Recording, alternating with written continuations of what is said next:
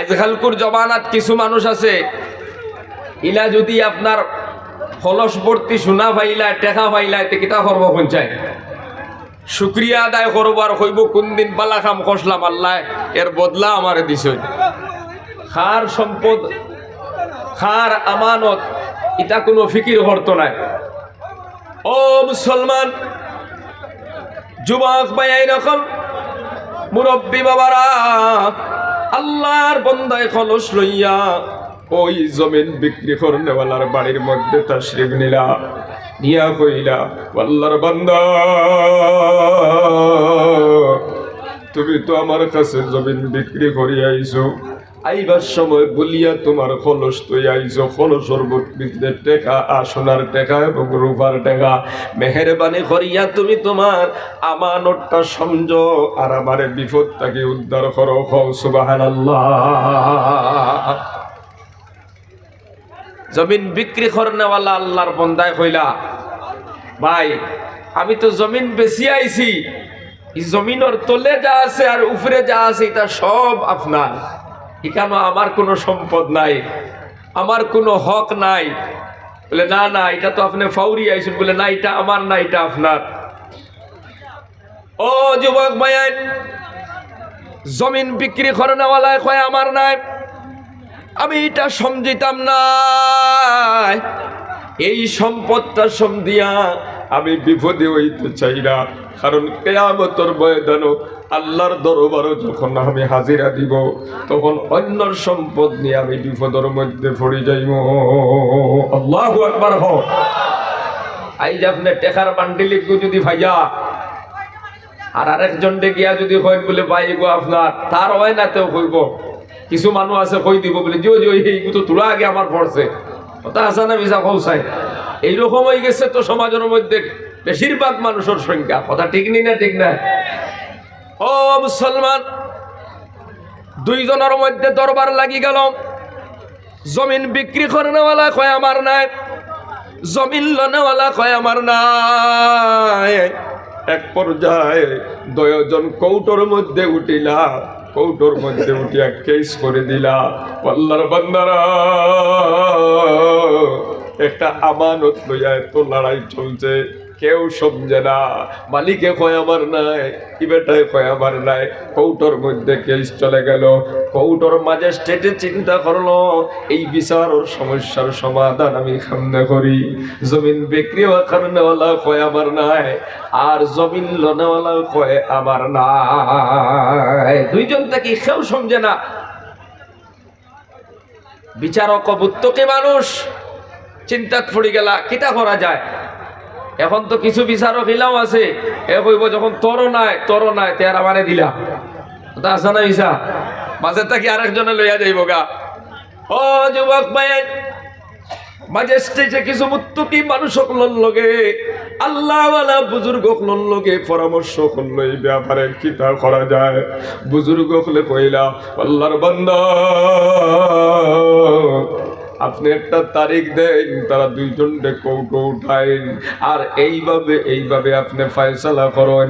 এবার ম্যাজিস্ট্রেটে তারা দুইজনকে ডেট দিল, অমুক তারিখে আপনারা কৌটোর মধ্যে আসবে, আপনাদের ফয়সালা হবে। ও যুবক ভাইয়ান, তারিখ মতো তারা কৌটোর মধ্যে উঠলো। ম্যাজিস্ট্রেটে এবার ওই জমিনের মালিকরে ডাক দিয়ে বলল, হে জমিনের মালিক, তোমার কোনো যুবক সন্তান আসেনি, এখনো বিবাহ হয় নাই। আল্লাহর বান্দা বললেন, হ্যাঁ আমার একটা যুবক সন্তান আছে, ওই ছেলে সন্তানটার এখনো পর্যন্ত বিয়া শাদী হয় নাই। জমিন বিক্রি করনেওয়ালার জিজ্ঞেস করলা তোমার কোনো মেয়ে সন্তান আসেনি, এখনো বিয়া শাদী হয় নাই। বলেন হ্যাঁ একটা মেয়ে আছে, এখনো বিয়া হয় নাই। বলে আপনার বেটা ওই জমিনের বর্তমান মালিকের ছেলের সঙ্গে বিয়া দিয়া দেন। তারা দুইজনে বিয়া দিয়া আপনারা দয়াজনে ওই খলসটা তারা দুইজনে সমঝাইয়া দিলাই। এটাই হলো আজকের কৌটোর রায়। সুবহানাল্লাহ। ও মুসলমান, জমিন বিক্রি করনেওয়ালায় আর জমিন লনেওয়ালায় দুইজনে একজনে আরেকজনের ছেলের লগে একজনে তার মেয়ে আরেকজনের ছেলের সঙ্গে বিয়া দিয়া তারা দুইজনের সম্পদের মালিক বানাইয়া তারা আল্লাহর দরবার শুকরিয়া আদায় করলো আর কইল, ও মালিক বহুত বড় একটা বিপদ থেকে আপনি উদ্ধার করলাই। সুবহানাল্লাহ। ও কিরকম আমানতের হেফাজত আগর মুসলমানে করতা। আমি লম্বা আলোচনা যাইতাম না, যেহেতু শরীরও খারাপ, সময় আমার হাতে বহুত কম, বাড়ি যাইতাম। আমি শুধুমাত্র সংক্ষিপ্ত কথা বুঝাইতে চাই। আর আল্লাহ রসুলে ফরমাইছেন আমরা আমানতের হেফাজত করতাম। আমরা সবাই আমানতের হেফাজত করবো, হাত উঠে ইনশাআল্লাহ। 2 নম্বরে নবী যে ফরমাইতাম ওয়াসিদকুল হাদিস, সত্য কথা বলা। আজকালকার সমাজও সত্য বেশি না মিছা বেশি?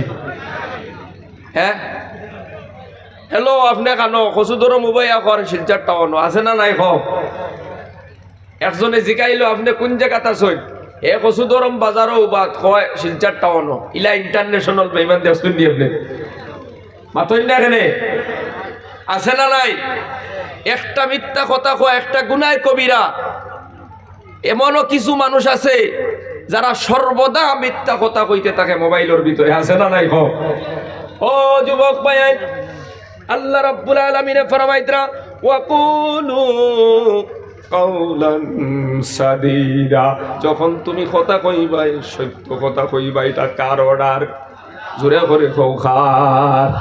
আল্লাহ কইতরা কথা যখন কইবাই সত্য কথা কইও, অথচ তুমি বিয়ানটাকে বিয়াল পর্যন্ত 100-200টা মিথ্যা কথা কও।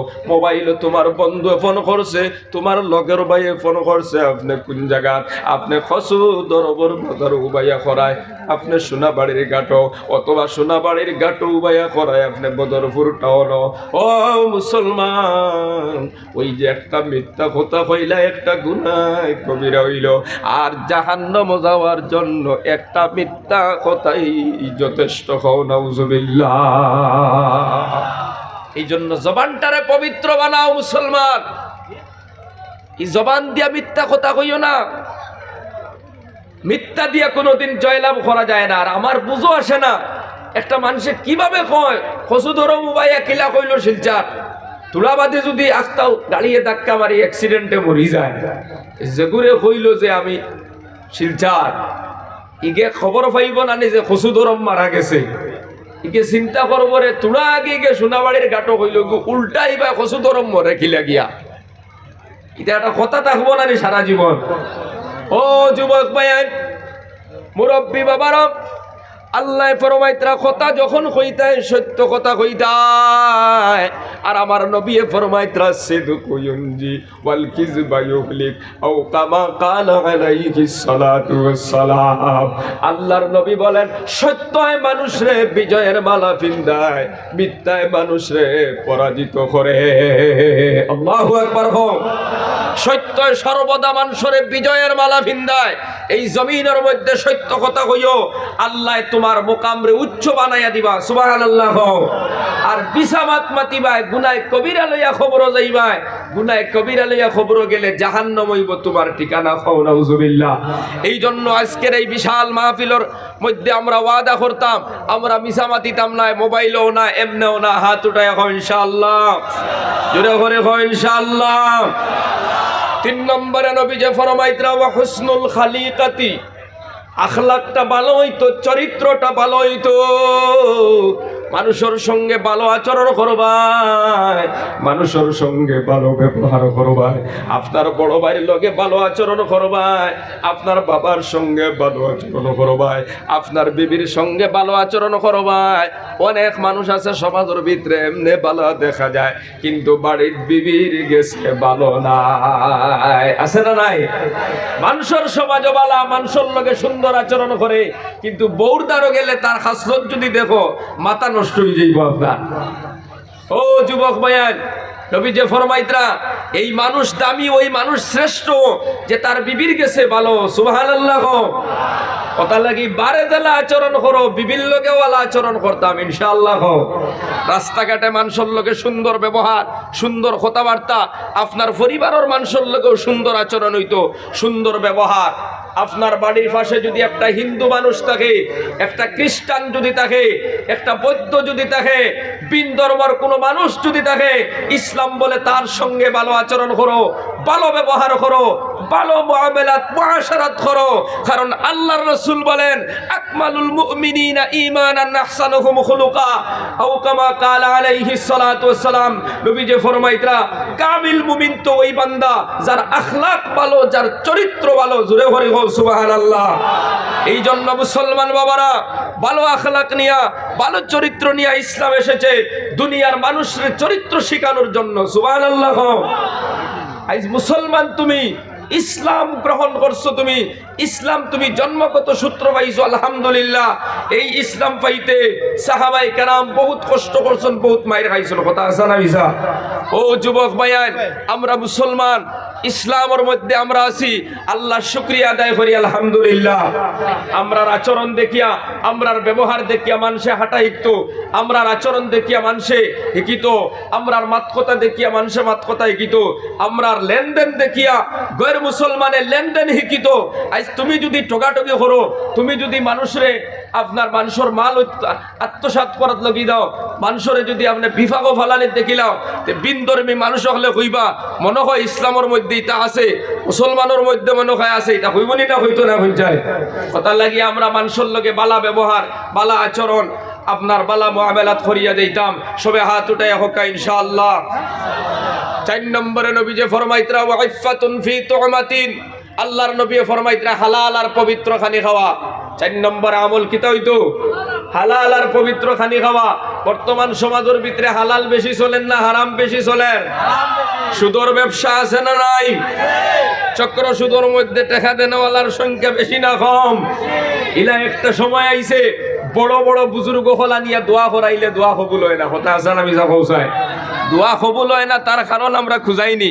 ফির সাহেব রে আল্লাহ যে ফির সাহেব আপনি তোরা দোয়া এখন করি দেখুয়া, দোয়া করাইবার আগে এক বাড়িত নিয়ে চা খাবাইলাই, এই বাড়ির 6 জমিন বন্ধ করা কিয়া তো নাইলে চক্র শুধু 6 লাখ টাকা দিয়া তৈ দিছে।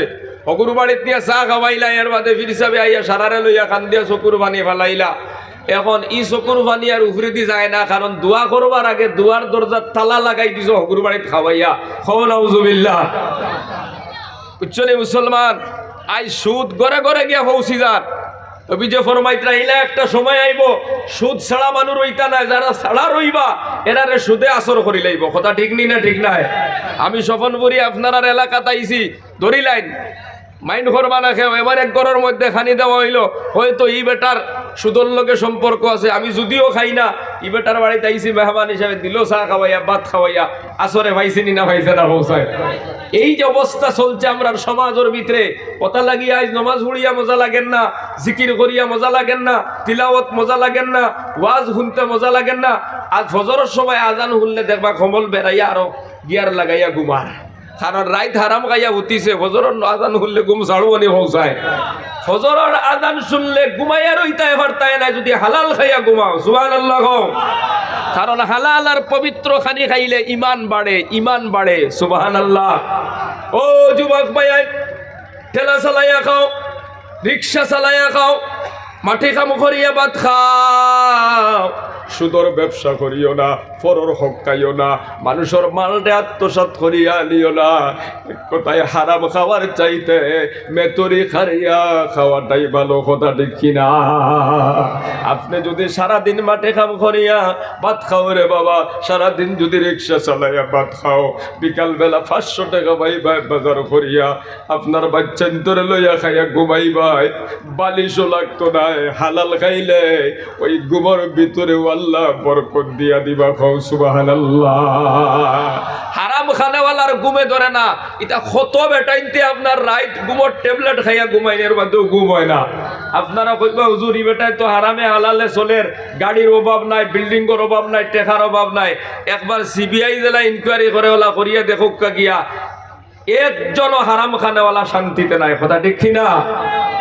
এই হারাম খানেওয়ালার আল্লাহ হয়তো তারে সাইজ গোত্রা তার বউ দিয়া, তার বউয়ে এমন টেনশন দের প্রেসার বাড়ের আর কমের, লামের আর উঠের, কথা ঠিক নি না ঠিক নাই? নাইলে তার ফুড়ি দিয়ে আল্লাহ তারা হেদায়ত করি লাইতরা, নাইলে তার ফুয়া দিয়ে আল্লাহ তারা হেদায়ত কতরা, এমন ফুয়া দিছেন ইগু এখন যাইতে যাইতে 2 নম্বর 3 নম্বর 5 নম্বরও হারাইয়া দার, রাইত ঘুমে ধরে না, ট্যাবলেট খাইয়াও। আল্লাহলে তার ব্যবসা বাণিজ্য লইয়া এমন পেরেশানিত আছে, তার ঘুম নাই, কারণ হারামর লগে সম্পর্কওয়ালা, যদিও কোটি কোটি টাকার মালিক, কিন্তু ওরা জমিনও শান্তিতে নাই, না খানি আছে শান্তিতে, না ঘুম আছে শান্তিতে। এই জন্য মুসলমান আল্লাহর জমিনের মধ্যে শান্তিতে বসবাস করতে চাও, আল্লাহ ফরমাইতরা এই জমিনটা কি তোমরা হালাল আর পবিত্র খানি খাও। আমি তো হালাল আর পবিত্র খানির ব্যবস্থা করে দিছি, সুবহানাল্লাহ। আমরা হালাল আর পবিত্র খানি খাইতাম, হারাম খাইতাম না। আমরা দানের উপরে টাকা দিতাম না, জমিন বন্ধক রাখতাম না, চক্র সুদও টাকা দিতাম না, কোনো মানুষের মাল আত্মসাৎ করতাম না, কোনো মানুষের মাল ঠগিয়া নিতাম না। রাজি আছেন তো ইনশাআল্লাহ? হাত উঠায় এখন ইনশাআল্লাহ। আল্লাহ তুমি আমরা প্রত্যেকের আমল করার তৌফিক দান করো, সবাই হোক আল্লাহুম্মা আমিন। আল্লাহ ফরমাইতরা ইয়া আইয়ুহাল্লাযীনা আমানুত্তাকুল্লাহা হাক্কা তুকাতিহি ওয়া লা তামুতুন্না ইল্লা ওয়া আনতুম মুসলিমুন। আল্লাহ পাক বলেন, ওই ইমানদার মানুষেরা ইত্তাকুল্লাহ, আল্লাহরে ডরাও, আল্লাহরে ভয় করো, হাক্কা তুকাতিহি, যতখান ডরানির হক আছে, আল্লাহরে ডরানি যতখান দরকার ততখান ডরাও, ওয়া লা তামুতুন্না ইল্লা ওয়া আনতুম মুসলিমুন, আর তুমি তার মুসলমান না হইয়া মরিও না। ও যুবক ভাই, একটা কথার জবাব দে, সঠিকভাবে যদি বান্দায় আল্লাহরে ডরায়, ওই বান্দা ফজরের সময় ঘুমা থাকতে পারবো নি রে বাবা, কৌসাই পারবো নি? আল্লাহর বান্দায় যদি সঠিকভাবে আল্লাহরে ডরায়, ওই বেটায় জমিনের মধ্যে সুদ খাইতো না, ওই বেটায় মানুষের লোকে খারাপ আচরণ করতো না, ওই বেটায় কোনোদিন মিথ্যা কথা হইতো না, আমানতর মধ্যে খেয়ানত করতো না। এই জন্য আল্লাহরে ডরানির মতো ডরাও, দুনিয়ার সব গুনাহ থেকে নিজরে হেফাজত করতে পারবা। সুবহানাল্লাহ।